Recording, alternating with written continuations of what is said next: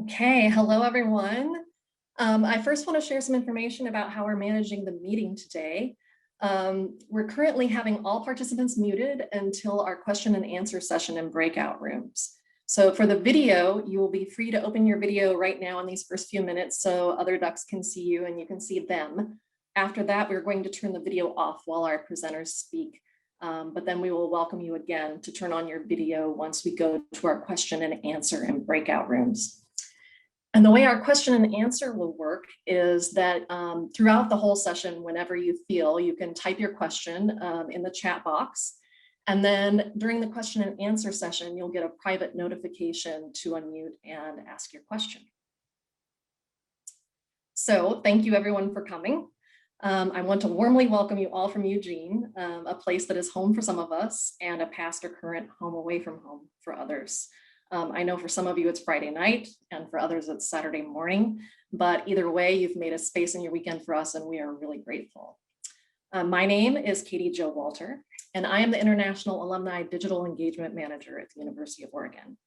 I'm joined by my fellow UO engagement team members, Michelle Joyce, Caitlin Elwood, and Lauren Barkley, who will be assisting with today's meeting. So the University of Oregon Engagement is working to connect UO faculty, staff, students, and alumni and friends to build a global Ducks community actively supporting one another through knowledge sharing, career mentoring, and personal and professional networking. We want to make it easier for Ducks to succeed while celebrating being part of the UO family. Today's session is supported by UO Center for Asian and Pacific Studies, which is a research and outreach center devoted to promoting understanding of the Asia-Pacific region. Its primary aim is to foster collaborative and individual research, engaging Asia-related scholars from the UO, the nation, and around the world. UO Engagement and the Center for Asian and Pacific Studies are presenting this session as part of our community content for the Lunar New Year, which also includes a site hosting mini lectures, performances, and poetry reading from UO faculty and alumni, as well as Lunar New Year virtual backgrounds like the one I'm currently using. We want to wish you a very happy, healthy, and auspicious Year of the Ox.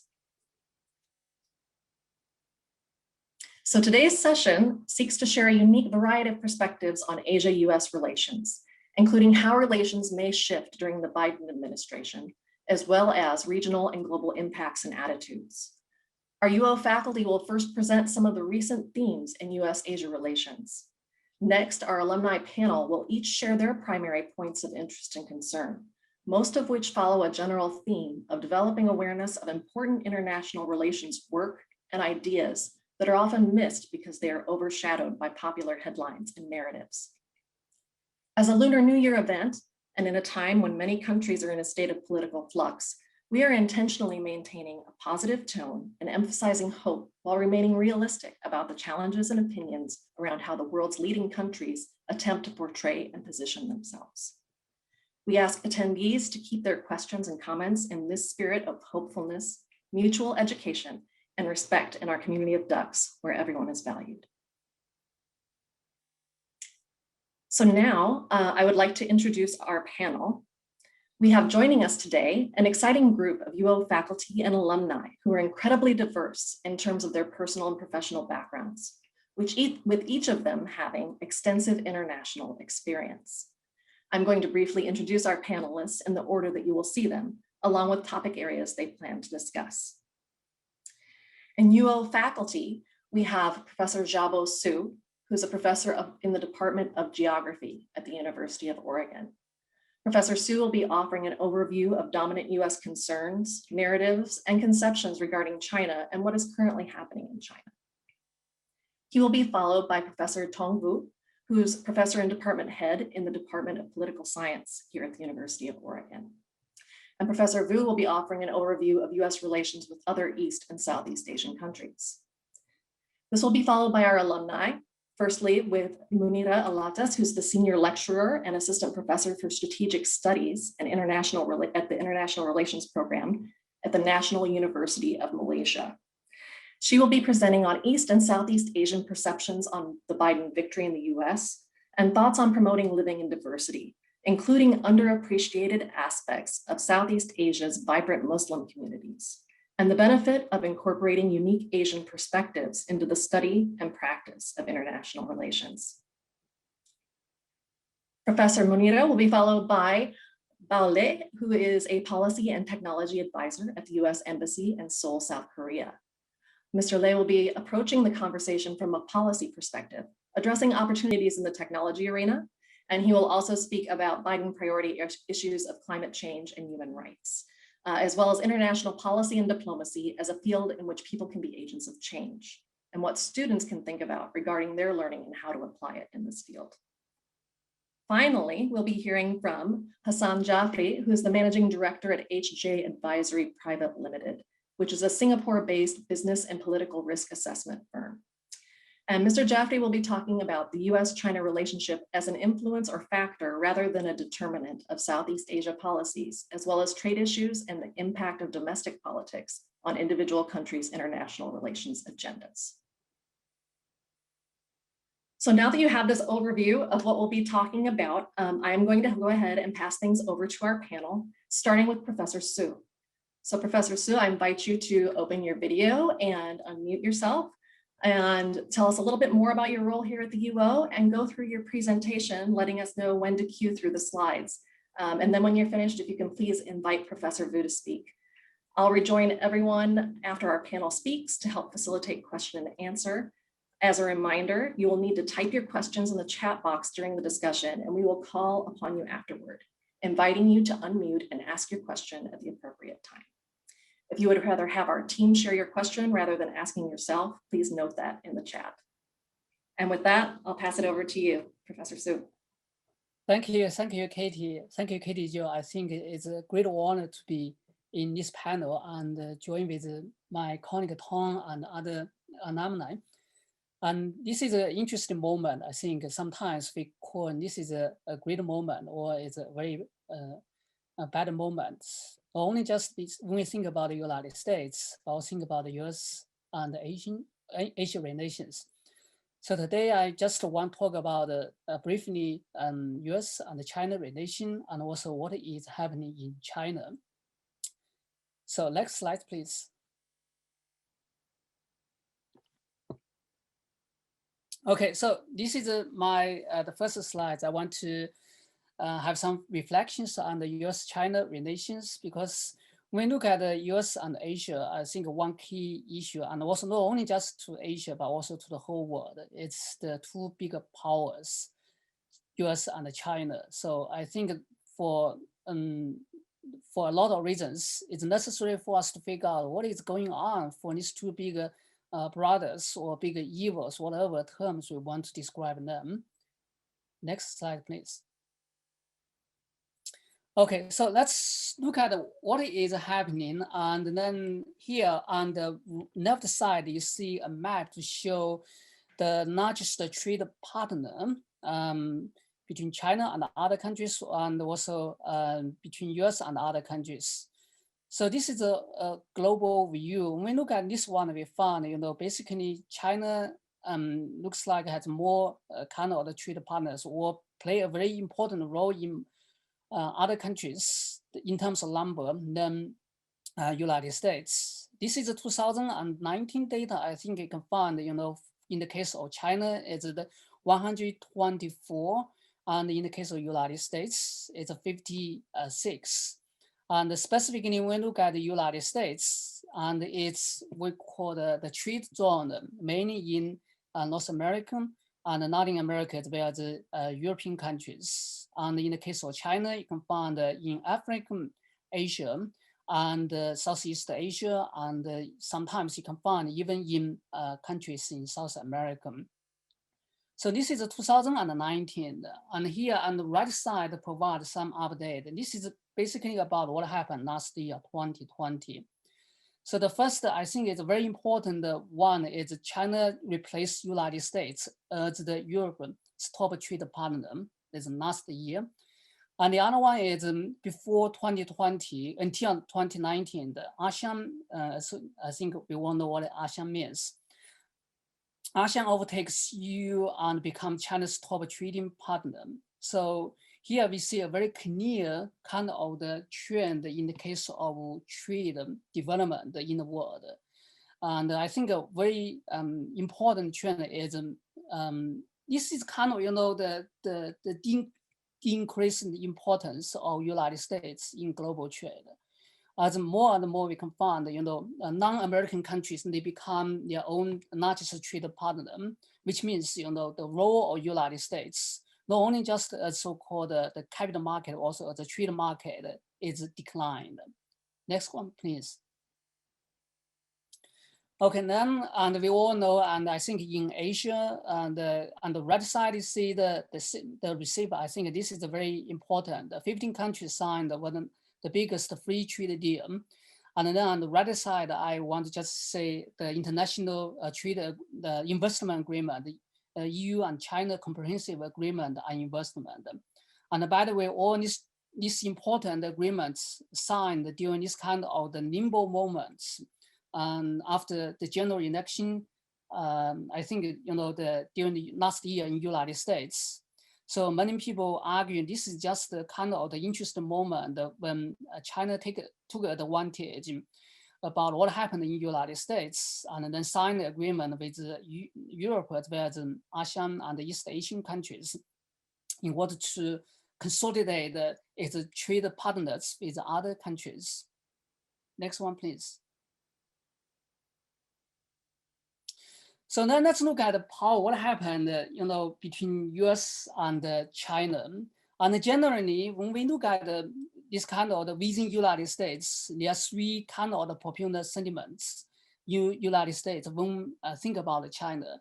And the first one, which was actually quite popular after the end of the Civil War in United States, in China, I'm sorry, in 1949.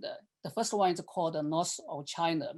And overall, we can find in the 1950s, and this kind of loss of China became a very strong sentiment among the different administrations in United States, and they all want to say how we actually lost China. Looks like before, and they own China, but that's, I think, this is a very strong kind of the feeling, and maybe it's a kind of disappointment to American administration at that time, but I think later on, what happened in China actually is not only about the disappointment, it's about some other feelings. Next one, please. So what kind of feelings or sentiments in United States, particularly after economic reform in China 1978? And one very popular one is on the left side, is called the collapse of China, and represented by Gordon Chang. And some people argue he is a so-called the China scholar. Someone just call him is a fake China scholar. All the time, I think the book he published, the first one 2001, and then he revised his book 2011.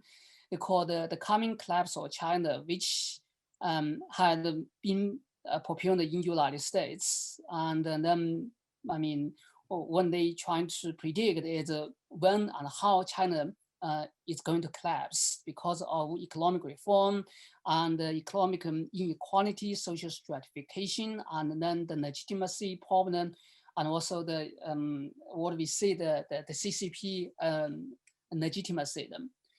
And after collapse of China, immediately I think you see you can find the fear of China, and a lot of this kind of the sentiments became quite popular.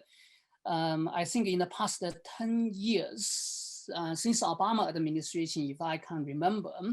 So from those social media, the Economist, the New York Times, and others, they publish a lot of kind of the essays about the America's fear of China. And also there are different kind of the survey about the so-called Americans, how they think about China. Next one, please.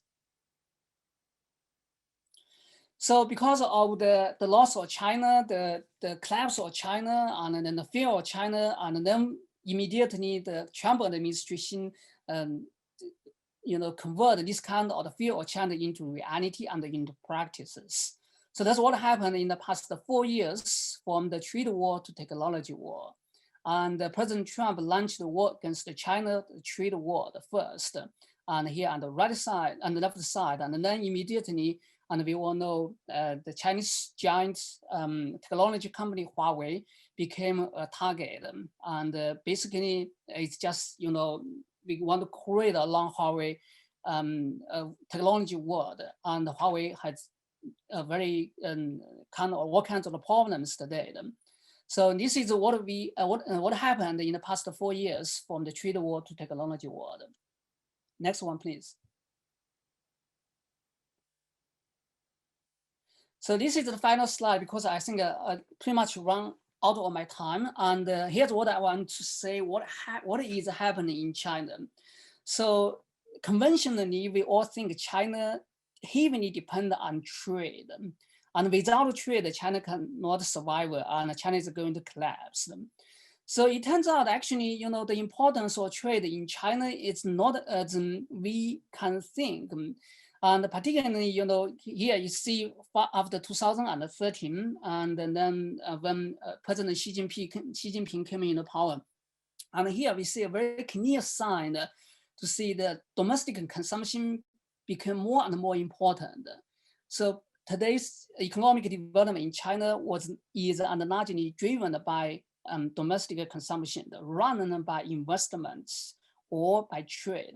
Of course, trade and investment are very important, but I mean, here we see, because of China is going to become the largest market in the world. And here we see some new change going to happen because many other countries can say they can export commodities to China. And there's one alternative and for so-called the profit. And previously, and they have to count on United States and Europe. So this is what I want to share with you. And I hope my slides can just give some thoughts, and then we have some discussion later. Now I passed my presentation spot to my colleague, Tom. Tom, I think it's your turn now. Wishing everyone a happy Lunar New Year. You will become as strong as buffaloes. You know, this is the year of the buffalo, right? Not the year of ox to Vietnamese. I don't know if Chinese think of it as the year of the ox, but for us, it's kind of the year of the buffalo. So actually, I plan to talk about U.S. Policy toward Asia in the next 4 years. But actually, I love to hear more from our alumni in Asia about, you know, like how Asia has reacted or is reacting to the new administration in the U.S. I think it's a wonderful moment to think of the past 4 years and think of what's going to happen in the next 4 years between the U.S. and Asia.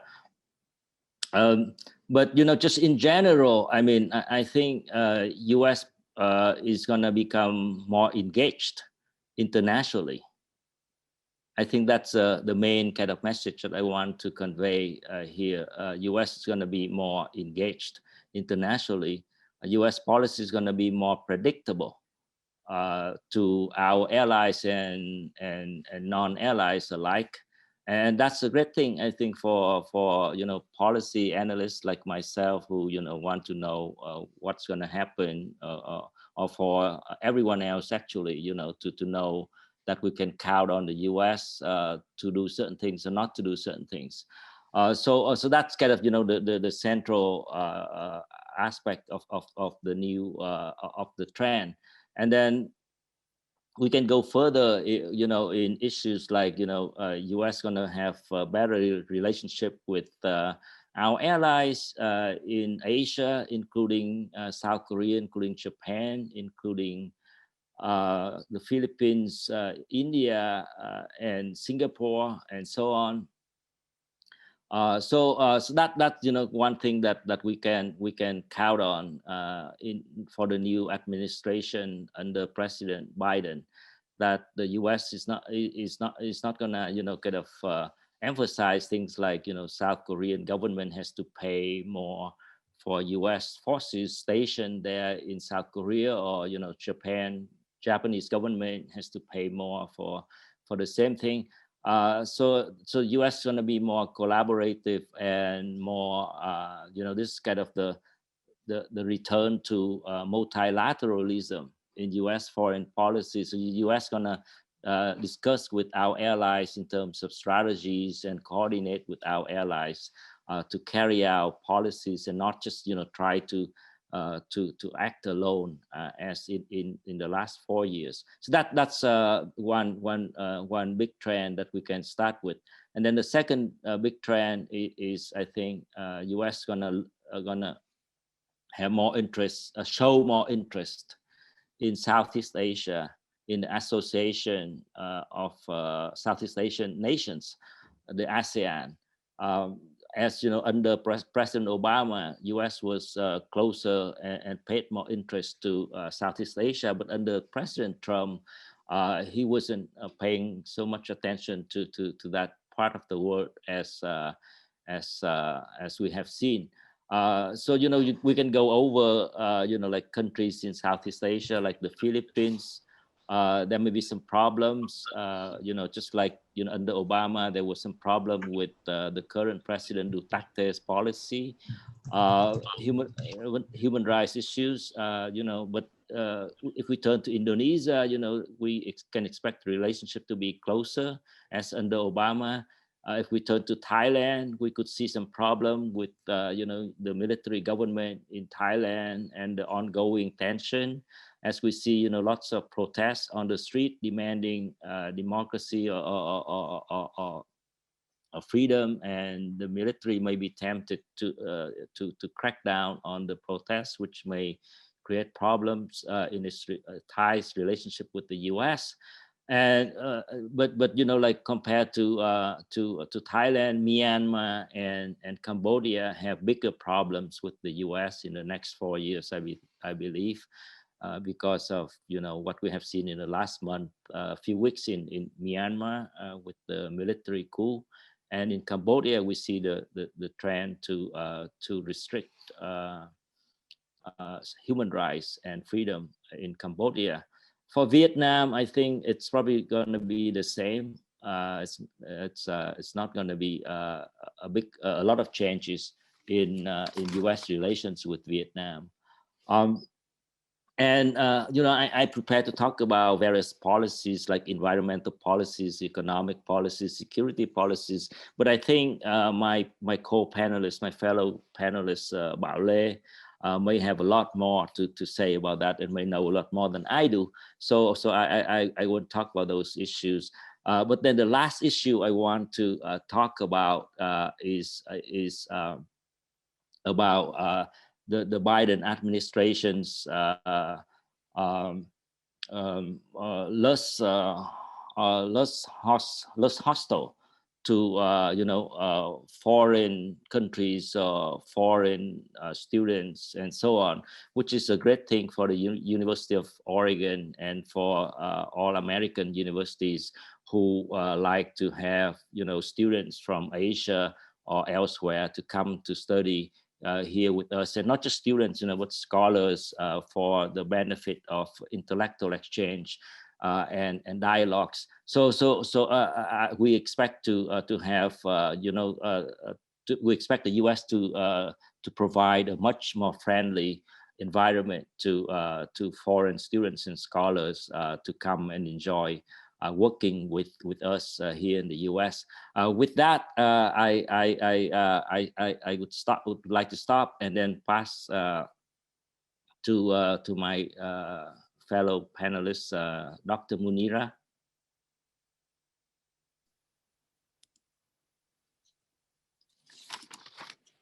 Thank you, Professor Wu. That was you made some very important points about what we can predict about the new Biden administration, and I agree with everything that you just said. What I actually intend to do is basically provide a wish list rather than predict what I think or what Southeast Asians may think the Biden administration will or will not do. First of all, following what the previous speakers have mentioned, I do also believe that the Biden administration is going to be a bit more accommodative of the rest of the world.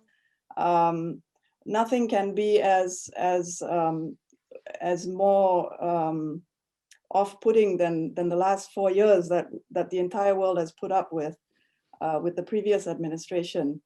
I do believe that the Biden administration is more amenable to dialogue, to engaging with different voices, and engaging with other regions outside of the West.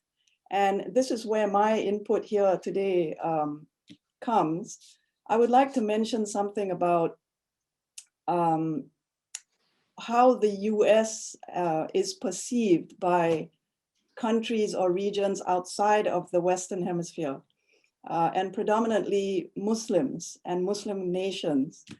I don't refer to Islam, but I refer to Muslim as a people. Coming from Southeast Asia myself, I live among Muslims. I interact on a daily basis with Muslims, but within a very diverse polity, diverse governments, diverse ethnicities within different nations of Southeast Asia. So the word diversity is very much with us in Southeast Asia. I feel that the Biden administration needs to re-educate the American people by engaging more with Muslims outside of the Middle East. And I mention this because the image that the Southeast Asians have of the United States is that the United States is out to get the Muslims. When the Americans think of Islam, Americans refer to Islam and Muslims as needing to blow up themselves, needing to terrorize other nations. And this may or may not be true. I am not discussing the Middle East here. I would like to invite the Americans in the form of the new Biden administration to look at, to consider other Muslim voices which have been living in diversity amidst difference and in peace and harmony. So this is, my wish list is that we take note of the fact that there are more Muslims living in Southeast Asia than in the entire globe. So Islam and Muslim does not equate only with the Middle East. At the same time, Southeast Asia is a relatively peaceful area, a peaceful region of the globe, notwithstanding the South China Sea problems that we have, and narratives of threat that seem to be bandied around through the media and other policymakers about China's rise. I'm not minimizing China's role in the region and how it does worry some of us. But at the same time, I'm also saying that voices within ASEAN, for instance, with respect to China and accommodating China, we invite the Biden administration to dialogue more with us. Not necessarily directly with China, but with ASEAN countries, with ASEAN as a regional institution, with individual Southeast Asian countries. And Southeast Asia is more than just Singapore and the Philippines. It's many other smaller countries that make up 10 countries within ASEAN.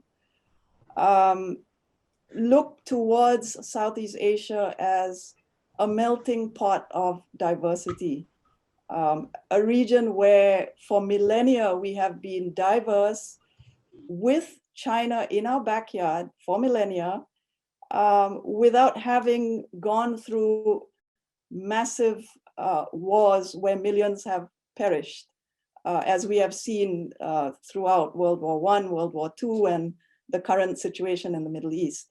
So this is my plea that the new Biden administration give pay a little more attention to how we are managing what seems to be a threatening situation. But because of dialogue, because of constant communication, because of narratives that we use, we don't use contain, but we use constrain. This is very important. Words mean a lot when it comes to policy, when it comes to feelings of feeling threatened. With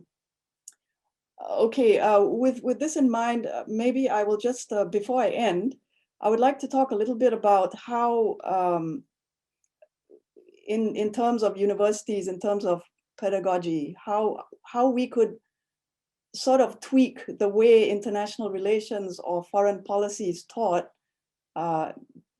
in American universities or in universities throughout the globe, how we need to tone down this us versus them in terms of talking about peace studies or the origin of war. And when we learn about World War I and World War II, or even the United Nations, why it was necessary to create the United Nations. The constant message so far has been, it's an us versus them world. And this is primarily based on the fact that international relations, foreign policy, globalization, geopolitics, emerged out of a war situation, World War II, which in itself, the theories apply to another world situation that was bleak, which was the 30 Years' War. That also dates back to the 100 Years' War. I'm referring to 17th century political theory. So we need to revisit how the field itself is addressed and approached if our eventual goal is to get along. And I think that's my final message, is that whatever or whichever US president comes to the White House, our message in Southeast Asia will be forever, try to understand other cultures better by communicating more with us, and not have an a priori understanding based on set theories which originate in your own mindset of Western traditions.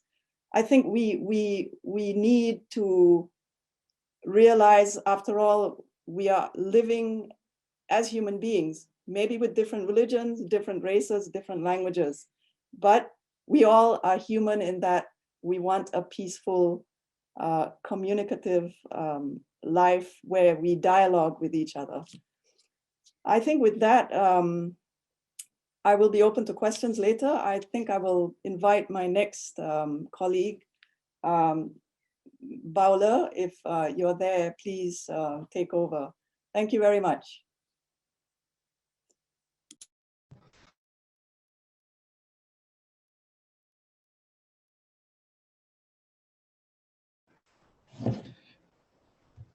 Can everyone see or hear me before I start?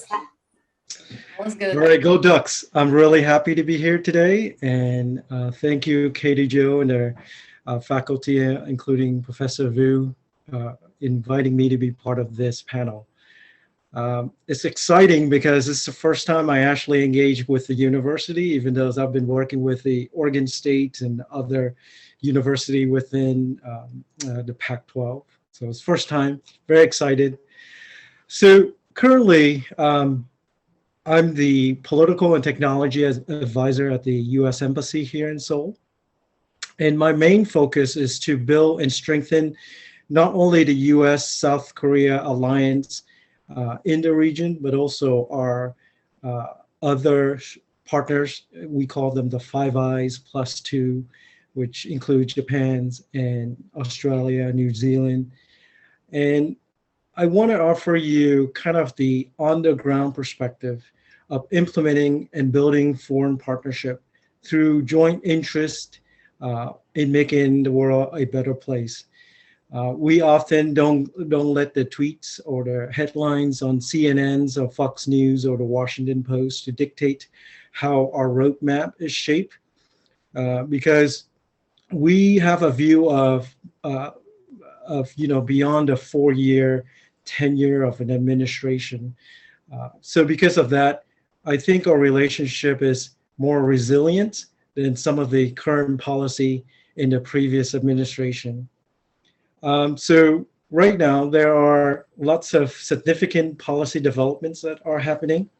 And I'm sitting at some of the table to strategize, to plan, to execute them, and help our partners make sustainable, sound decisions that are impactful for both the US and our regional partners. So under the previous administration, the theme of you always are aware of is that we put America first. America first by implementing trade wars, by promoting geopolitical issues, by augmenting the defense cost sharing between Japan's and Korea and other allies in the region. But the new administration who's coming in, the focus here is promoting and building stronger and more resilient alliance, promoting and investing into climate change, prioritizing the important partnerships through human rights, and also investing into energy development, technology development, especially in green energy infrastructure, what we call the AAA, the automation, augmentation, artificial intelligence, and also focusing on, how can we use our technology for building stronger and more impactful protection for the U.S., like early indication and warnings of nefarious activities in the region. And when we're talking about in the region, not only China we're looking at, but also looking at North Korea, Russia. And in the last several years, our strategic intention had always been making sure that our partners, such as Japan, Korea, Vietnam, and even some of the other countries are less well-known, not less well-known, but not within the territory of the Asia Pacific Rim as India, to be able to come together for building this roadmap of sustainable defense. But in any case, so I can talk into a lot of different areas, but the bottom line is that as someone who's sitting at the table, as someone who's understanding how the policy is executed, our relationship is built based upon mutual interest and trust, which we built and invested in for many years. And finally, one of the things that I really hope to bring to this panel is wanting to share with you, like I graduated from Oregon. I spent 4 years in Africa as a Peace Corps volunteer in Burkina Faso and Chad, and spent a lot of my time traveling around the world, working in the federal service as a civil servant, now as a foreign service officer, and just being able to carry, my civil servant into the work has been very fun and exciting. And there are many opportunities for all of us to get involved, to make our country a better place, to make our alliance stronger. And so if you guys ever have any questions about, the interesting work that outside of the US and how you can really put your expertise in your Asian studies or your background or in your language into work, there are many opportunities out there. Finally, when I work with other think tanks and I work with other student bodies and student groups, their questions have always been, how can we make, U.S. stronger through partnership, or is it through investment, or is it through information sharing? And the answer has always been consistent, is that any investment that we make into the region has to start with the people, building trust at the working level, understanding how people behave or react to certain policy issues. Dr. Monero had aptly said that, this is not about, this is not about the US or other larger policies, about understanding Muslim culture, the people, the habit.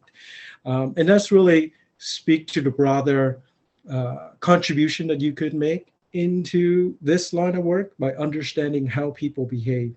And I feel like as a Vietnamese American and as someone who come from a very unique background, be able to sit here with the Korean counterparts and be able to really talk at a very high level and letting them know that, hey, I once was an immigrant to the US, but I'm able to be here with you, the 3 or 4 star general, to be able to talk about policy decisions is impacting 2 countries. It's pretty powerful. And I think that's speak broader to the greatness of our American culture, especially in terms of promoting and building diversity and having that diversity represented throughout the world. And that's it. And if you have any questions, let me know. Thank you.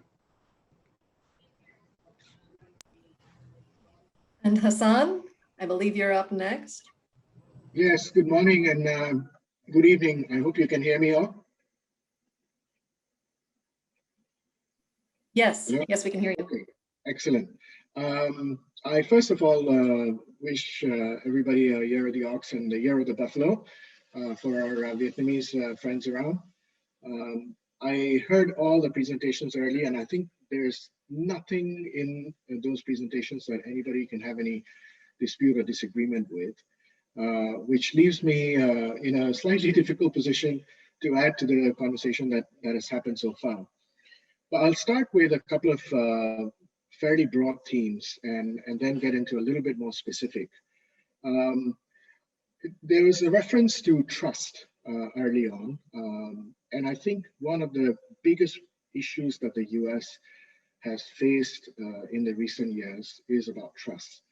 Can individual countries, even allies of the US, whether it's Korea, China, Korea, Japan, Australia, or countries in Southeast Asia, can they trust US to be consistent in its approach to policy? Whether it's economic policy, whether it's security policy, and whether it's political policy, all 3. And I think there was a fairly large gap that was created in recent years in that trust. Number 2, I would say that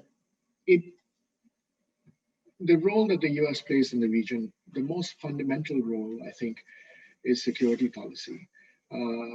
Yes, we've not had the kind of wars and conflict as has been the history of Europe, but we've had our own issues over the decades. And post-war, post-Second World War, the architecture of security in the Asia Pacific was built by the Americans, and they guaranteed that peace, which allowed the prosperity that we currently enjoy in the region, to develop. I think that's a very big theme. The last is really about a lot of foreign policy is driven by how weak or strong you are internally. What are the concerns that we face in the region? When we look at the US from a distance, there are 2 very problematic themes. One is this theme of isolationism. It is reflected in the US view about the importance of trade. It is reflected in the US view of it being the center and America first, and whatever the permutations of that policy are, other permutations as well. And it's also reflected in the way the US approaches the rest of the world. Right? And that's one part. The other big theme, which worries a lot of people, is if you have a weak domestic government, your actions internationally are also quite heavily influenced by that. I think it was alarming to many of us, the kind of divisions, the kind of us against them kind of issues that have emerged within the US, forget about outside the US. And if there's no cohesion within the US, and I'm not saying you support one party or the other, but if there's no cohesion in the US on broader issues that unite the country, then it becomes very problematic. Then other countries calculate their own interests and their own negotiations with the US based on what they perceive is happening within the country. So with those sort of very broad ideas, the first thing I would say, I think there is a very, very good chance that there's going to be a higher level and a higher quality level of engagement with Asia. I think that's very positive.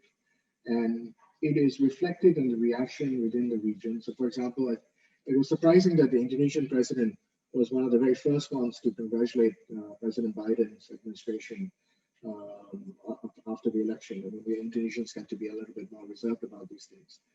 It is also reflected in the views expressed by the Japanese, by the Australians, by Singapore and Malaysia in terms of welcoming an approach which is more consultative. It doesn't mean that the US will not have its ask. It means that there is an opportunity to have a dialogue, as some of the other panelists have alluded to before. Also, in politics and in statecraft, I mean, people matter a lot. I think President Biden is very well known in the region, and he knows the region as well. And the team that he has, you know, both at the national security level, at the defense level, at the State Department level, these are folks who have an enormous amount of experience in dealing with the issues that are on. So I think that's the very good part. The challenge ahead, of course, is going to be what are the commonly defined agenda, and how you're going to execute those. But that's something that I don't think we can predict at this point in time. Let me just move to very quickly to a couple of other themes. If you look at Asia, the U.S. approach to Asia is historically has been very different to the U.S. approach to Europe, for example. In Asia, post-war, the relationship has been structured around the relationship with Japan, with Australia and New Zealand, and then Korea. And then well below that is our ASEAN countries, which is quite unfortunate. I think that has to change. And I think there is an effort to build a different architecture of those relationships. So the Indo-Pacific idea that this current administration has brought up again. It's not a new idea, but I think there will be a greater emphasis on building a more multilateral type or multicultural country type architecture in relations to how the US deals with Asia. But underneath all of that, and above all of it, ironically both, is how the US relates to China and how China relates to the US. Both aspects are very critical because they are determinants of whether peace and stability is going to be the norm in the region going forward. And I mean going forward is not 4 years, it's 40 years, it's 50 years. Some of the work that Bali and others do, I mean, he's absolutely right. It's not driven by one administration, it's driven by a very long arc of history. And that's going to determine, so that the US-China relationship is an incredibly important one in terms of determining, what the shape of the region is going to be. So one milestone to obviously look for is how the South China Sea issue is discussed by the US and by the Chinese with other partners in other countries in Asia, with whom the Chinese have a disagreement around, what belongs to China and what belongs to somebody else, right? So the security architecture, the approach that many countries in the region would take is to ensure that the US presence is there to maintain peace and stability, and that includes both in terms of the physical presence, but also political presence. And I think that would be welcomed by everybody. Nobody in this region was very happy when things got very belligerent. I don't think we like it that way. I think our approach is, again, as others have said before, it is very collaborative and dialogue driven. So security is one aspect of it. The other very critical aspect for our region is trade. In the US, the idea of trade has been changing over the years. And it was a trend that we observed well before the previous administration.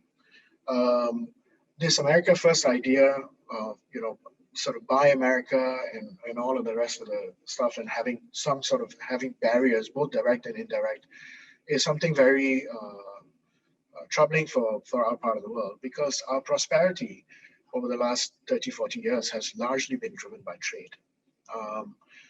So an open architecture, trade architecture that is rules driven, that has a more multilateral color to it, is something that's going to be something very critical. The other is a changing trend in trade. So as some of the earlier slides mentioned, the fact is that the US is no longer the largest trading partner for ASEAN or for parts of Asia. It is China. It is not just the trade part, it's also the investment part. And despite the competition that you see on the surface between, let's say, Japan and China, or Korea and China, in fact, their trade linkages are so deep that they tend to dominate the way they approach relations with China. Similarly, Southeast Asia, I mean, Singapore is one of the largest investors in China. Malaysia has very deep relationships on trade with China, Indonesia less so. So any attempts by the US to remain unengaged on trade issues is going to be an issue, right? So how do I want to look at it? Again, if you think about wish lists, I would like to see the US come back into the Trans-Pacific Partnership. And I think that was a very critical trade agreement. I was actually involved in part of the negotiations where Asian countries, Southeast Asian countries, and even Australia and New Zealand used up a lot of political capital to agree to terms that the US wanted them to agree to. It took, I mean, Vietnam, for example, I mean, I think it was amazing to see Vietnam go to the extent that it did to accommodate the US demands, whereas it was very difficult to get anything out of the US, because the US is, at the end of the day, it's still the largest market within that within the trade agreement. So everybody wanted to access to it. It'd be great if at some point, I don't think the environment within the US is very conducive to talk about free trade or collaborative trade. But at some point, I think that has to happen, right? As a milestone, I think the TPP is one that I would like to see that happening. The other bit, I think, is also last point that I'd make is about the US leadership. The idea that this, and you see that theme with other speakers as well before, this idea that us against them is not an idea that Asia is generally comfortable with, right? It works fine when you're looking at football, when you're watching football or basketball or something of that sort, but it just doesn't work in international politics, right? And the idea that and it did happen at some point at some stages in the last few years where the US said, well, I'm going to push you to reduce or cut your relations with the Chinese. And I think that's not going to work. I think we are very capable in this part of the world to manage two superpowers, one superpower and one emerging superpower, with both with whom we have good political relations generally and very deep economic relations now. So if countries are forced into a corner, I think that's going to be very problematic.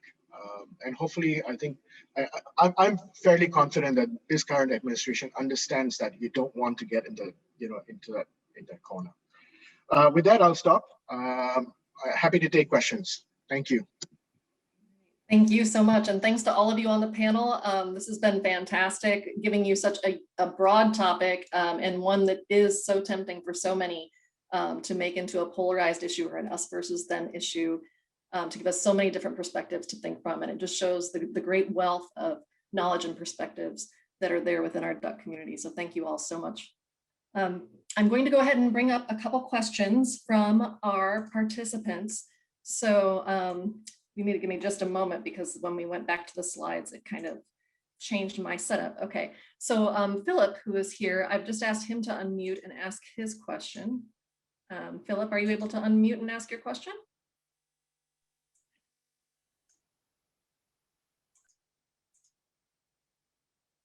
He unmuted, but.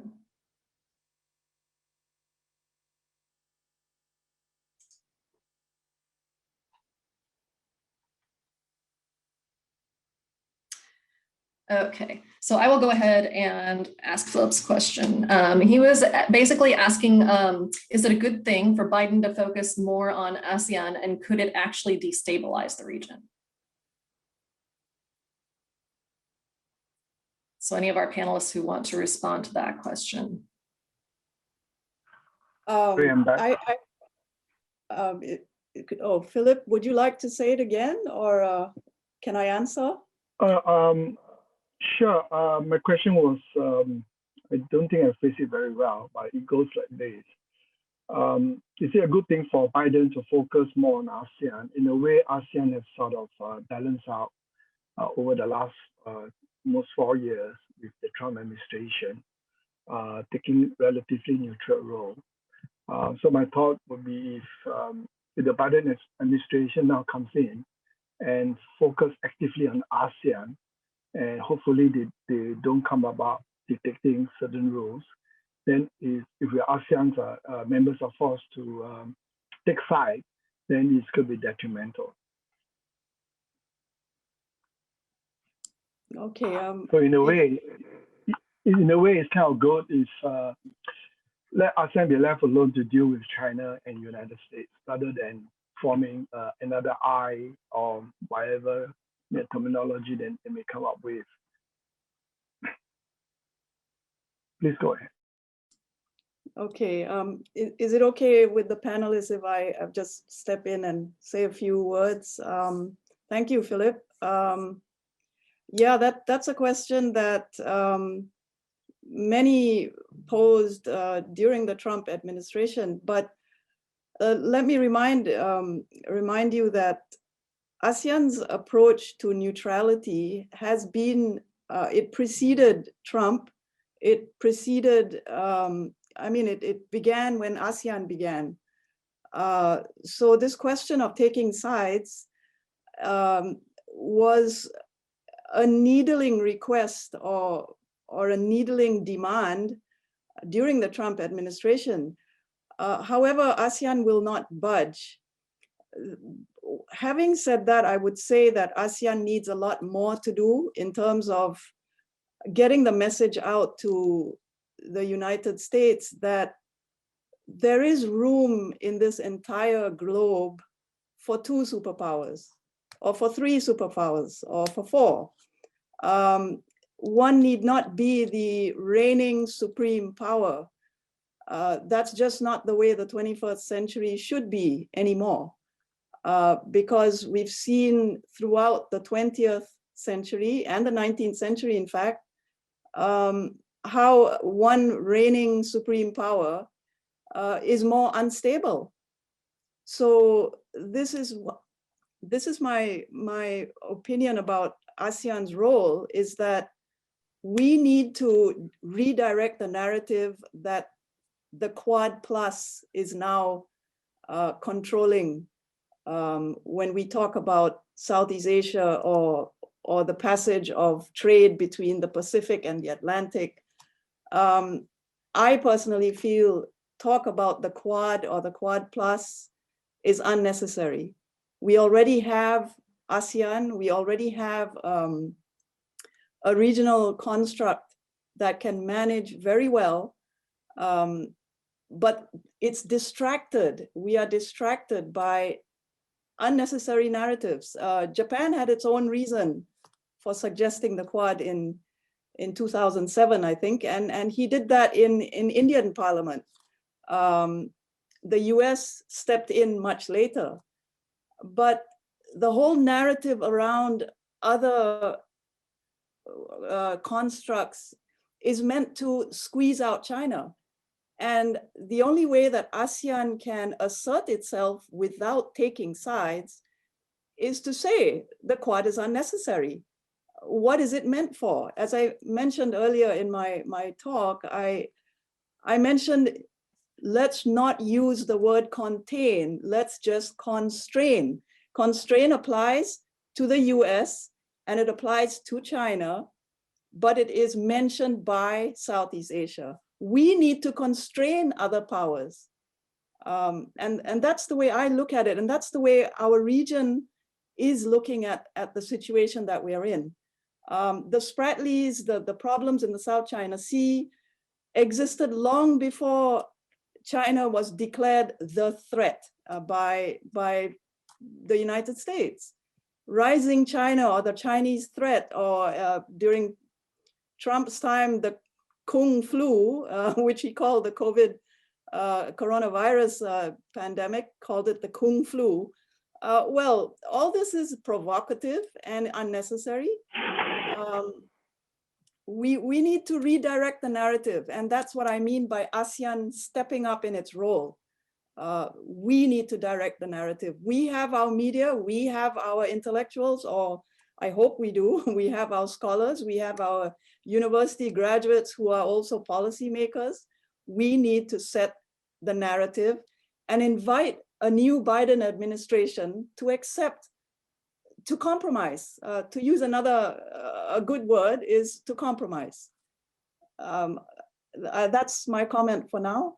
Thank you. Okay, and with that, Thank you. since we I are just running a want little bit, oh, I'm sorry. Philip, I were you just still want to trying add, to I finish your agree with you, question? Doctor. Yeah, no, I just want to add that I agree with Dr. Sharifah. But but the American psychic is that they are the superpower, the people, and the politician will play to the people. So I think in this administration, I'll find it very challenging for Biden and his administration to be able to view that there will be a couple of superpower other than Americans. That is my personal view. Thank you very much. Thank you, Philip. We are running a little bit over on time, but we have about 2 or 3 more questions that we'll ask. And then if people do want to stick around and do the breakout rooms, that's great. If they do have other things to move on in their day, we completely understand. The next person I'm going to call on to ask a question is Ruli. I hope I'm pronouncing your name correctly because I've corresponded with you so many times. Yeah. All right. Yeah. You want to go ahead and ask your question? Yeah. Sorry, I'm in the car. Is dropping off my daughter to get a second vaccine. Yeah. Okay. I just want to give a comment. I'm quite. Can you all hear me? Yes. Okay. Yeah, it's a comment. Dr. Sharifah is perfectly a good statement. It's like, why is only one superpower, 2 superpowers, 3 and 4, and so on.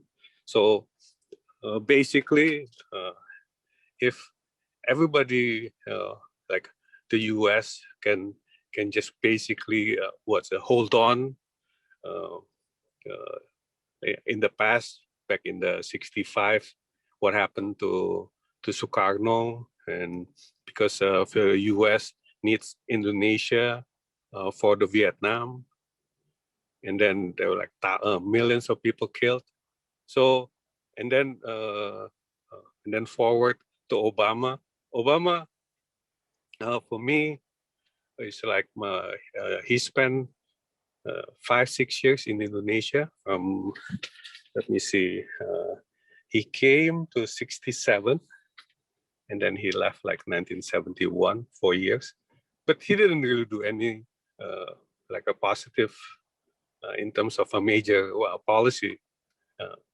And because at that time, with the terrorism and everything, he a lot of times he was like published in the media that he went to the state university. It's a majority is a Muslim and so on.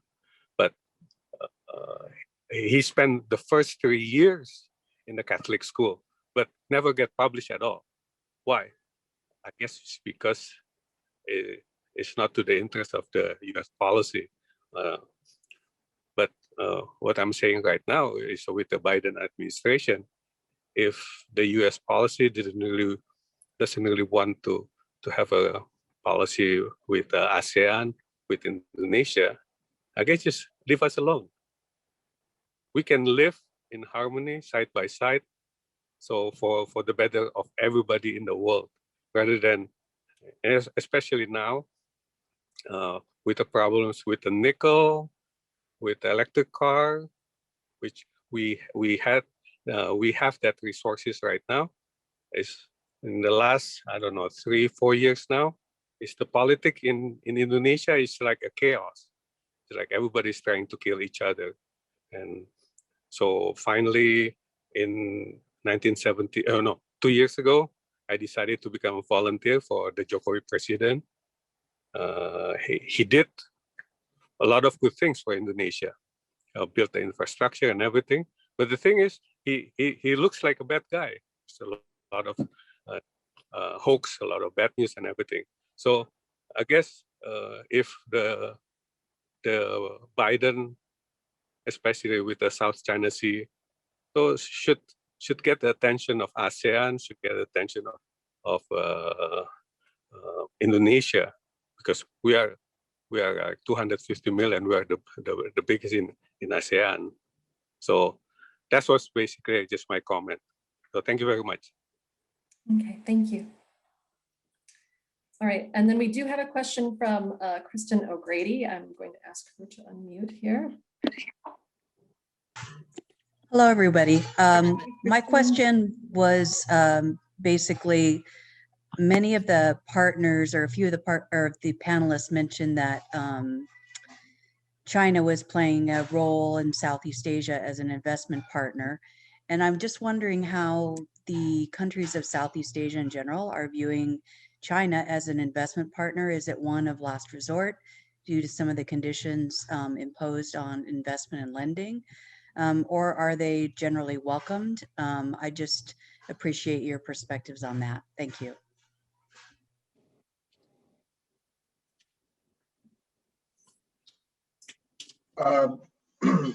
Let me take that question.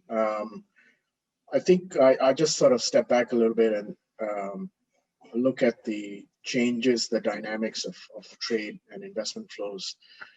Obviously, the biggest change for which the credit goes to the US was to get China into the WTO. And I think that was an enormous game changer in terms of how trade relationships evolved after that. Is Chinese investment welcome in the region? I think the answer is not a yes or no, it depends. And it depends from country to country as well. In some countries, hello? I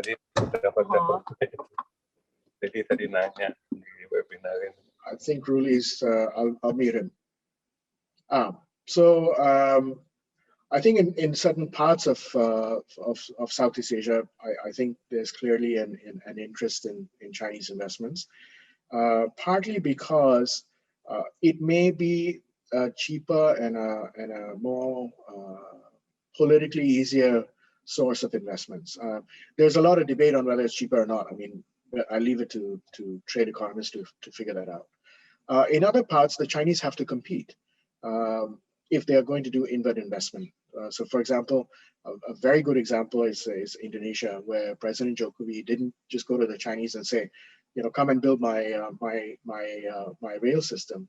He actually opened it up for global tenders. But I think there were very few Americans or Europeans who actually put in, actually the US doesn't even have the technology, put in, offers, and the Japanese were very keen. So it exposes the Chinese to that competition. And similarly in Singapore, I mean, where, if you want to invest in Singapore, you're going to compete with everybody else. In terms of access to China, the original intent of a lot of the countries to access to China obviously was that it changed the pattern of manufacturing. So it became cheaper to invest in China and do manufacturing there. Many countries have done that. Companies have done that. The Singaporean Malaysian companies, for example, have done that. But again, China itself is changing. It is going to change from a trade-driven economy to a consumption-driven economy, from an investment-driven economy to a consumption-driven economy. And parts of China are no longer cheap. They are, in fact, fairly expensive. So you see a little bit of a change in pattern where you see investments coming into Vietnam. And, I mean, people have a very skewed view of Vietnam. I mean, I think Vietnam is one of the most critical countries in the region right now, both from a political perspective, but also economically. There you see investments coming into Cambodia, you see investments coming into other parts of Southeast Asia. So it is more collaboration and competition.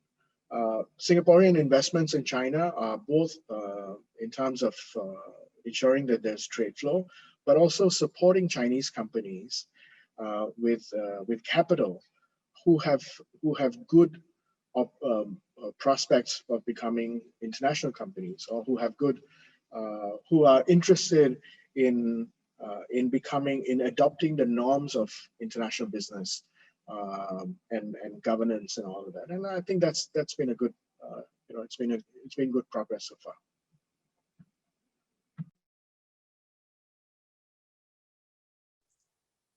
Thank you. And then last week we did have one person, I'm just going to share this kind of briefly because in the interest of time, but Harris, he wanted to share his general concern, which Munira brought up earlier, just about the latest developments in US immigration policy and concerns about safety for Asians, especially Muslims, to travel, to take education and to do business in the US nowadays. I'm sure that's a frustration I've seen a lot of our students feeling on campus. And I know that that's echoed and felt in many places. I wanted to make sure that Harris was able to express that. Does anyone on the panel want to speak any further on that topic? Yeah, if I may, the issue of the Muslim factor or the Islam factor in US Asia or US Southeast Asia relations is very significant. As I mentioned earlier, the largest population of Muslims reside in Southeast Asia. And of course, we have our own problems between the countries. ASEAN, within ASEAN 10, we have differences amongst us as well. But if you look at it, most of the differences, or some of the differences, the arguments on social media, even academically, the idea of Israel always comes up. When you discuss Singapore-Malaysia problems, or security issues, or trade, economic investment, defense industries, the idea of Israel will always be there. And unless we are more transparent in approaching the Arab problem with Israel, the Muslim problem with the United States in terms of not wanting to settle that problem of a two-state system or not. That's why I mentioned earlier that the Biden administration has to pay more attention to Muslims who think outside of the Middle East, how they think, and not use that as a way to win over China. There's more than just China that's a problem in US Southeast Asia relations, sorry. We've got to take the Muslim factor into consideration. That would be my comment about that for now. Hassan, you might want to interject, or somebody else. I would say that I think the issue of race has never been settled in the US, whether it's races within the US or dealing with people outside. And so I normally put the onus or responsibility back on my American friends. And I think the more voices we hear in support of multiculturalism, in support of accepting differences, I mean, that's a critical thing. They have to speak up. they have to be making the case. I can tell that for my generation of students, I think the two obvious choices for people to go and study abroad, were the US and Europe, or actually more precisely UK, right? And I think that has changed. And anecdotally, I can tell you that number of my friends' kids who are going to college or coming into college age, they are very disturbed by what they see in the US, and they don't see how I saw the US, which is, somewhere I want to go study, somewhere I want to learn, somewhere I want to grow as a person. They are worried about that, and I think the people on the outside we can point out problems. The solution lies really within the US.